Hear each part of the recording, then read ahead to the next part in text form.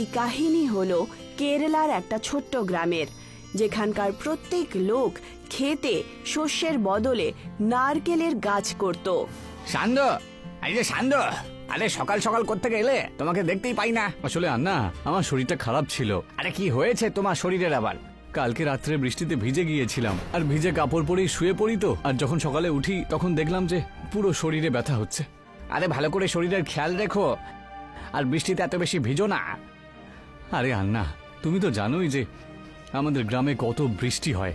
একটু আগে তুমি রোদ দেখছো, তারপরেই হঠাৎ করে আকাশে মেঘ চলে আসবে, আর তারপরেই বৃষ্টি শুরু। আরে সেই জন্যই তো তোমাকে এই কথাটাই আমি সবাইকে বলি, যে বেশি রোদ থাকলে পরেও বাড়ি থেকে বেরুলে বৃষ্টির সাথে ছাতাটা রাখা উচিত। কখন যে মেঘ চলে আসবে কেউ জানে না, এই ব্যাপারে কোনো কারোর ধারণাই নেই। আচ্ছা আমাকে বলো তো, তুমি আজকে সারাদিনে কি কি করলে? আরে কি আর করবো, নারকেলের গাছ লাগাতে গিয়েছিলাম। তা তুমি কি করছো?